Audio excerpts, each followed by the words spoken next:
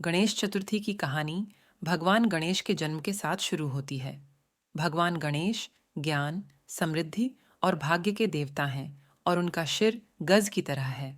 यहाँ गणेश चतुर्थी की पूरी कहानी है। भगवान गणेश का निर्माण। गणेश चतुर्थी की कहानी माँ पार्वती के द्वारपाल के रूप में एक छोटे से बच्चे के निर्माण के साथ शुरू होती है।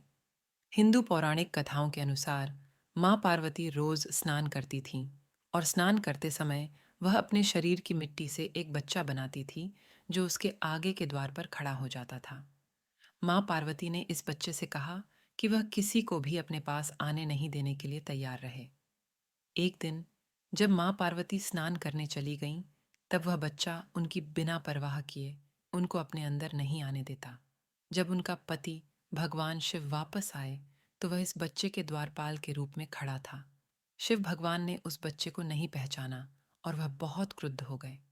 उन्होंने इस छोटे बच्चे के साथ जंग की शुरुआत की। इस जंग के दौरान शिव भगवान ने अपने त्रिशूल से उस बच्चे का सिर काट दिया। जब माँ पार्वती बाथरूम से बाहर निकली और देखा कि क्या हो गया है, तो वह बहुत ही दुखी हो गईं। उन्होंने अपने पति को समझाया कि यह बच्चा उनका ही था और और वह द्वारपाल के रूप में खड़ा था। शिव भगवान ने अपनी भूल को सुधारने के लिए उस बच्चे को फिर से जीवित करने का आश्वासन दिया। उन्होंने अपने अनुयायियों को आदेश दिया कि वे जीवित प्राणी की पहली मिली हुई सिर को लेकर आएं और उसे उनके पास लेकर आएं। शिव के अनुयायी एक हाथी का सिर लेकर आए और उसे शिव भगवान के पास पहुंचाया। शिव ने फिर से उस हाथी के सिर को उस बच्चे के शरीर से जोड़ दिया, जिससे भगवान गणेश एक बार फिर से जीवित हो गए, लेकिन इस बार उनका सिर हाथी का था।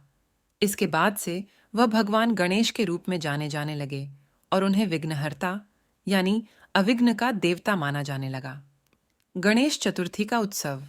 गणेश चतुर्थी एक महत्वपूर्ण हिंदू त्योहार है जिसे भारत में खूब धूमधाम से मनाया जाता है। इस त्योहार के दौरान भगवान गणेश की मूर्ति को घरों और सार्वजनिक पैंडलों, अस्थायी मंच में स्थापित किया जाता है।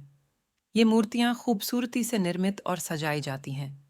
इस उत्सव के दौरान भक्त भगवान गणेश को प्रार्थनाएं, फूल, फल, मिठाई और विभिन्न अन्य आहार प्रस्तुत करते हैं। गणेश विसर्जन के दिन मूर्ति का विसर्जन जल स्रोत, नदी या समुंदर में किया जाता है। इसे गणेश विसर्जन कहा जाता है। इस उत्सव के दौरान संगीत, नृत्य और सांस्कृतिक प्रदर्शनों के साथ मनाया जाता है। यह खुशियों और उत्सव का समय होता है जब लोग आकर्षण में आते हैं और मिलकर उत्सव का आनंद लेते हैं। गणेश चतुर्थी का उत्सव धार्मिक ही नहीं बल्कि सामाजिक सद्भावना को बढ़ावा देने वाला भी है। यह एक समय होता है जब लोग भगवान गणेश की दिव्य उपस्थिति का जश्न मनाते हैं और उनके आशीर्वाद के लिए प्रार्थना करते हैं, जिससे उन्हें ज्ञान, समृद्धि और बाधाओं का न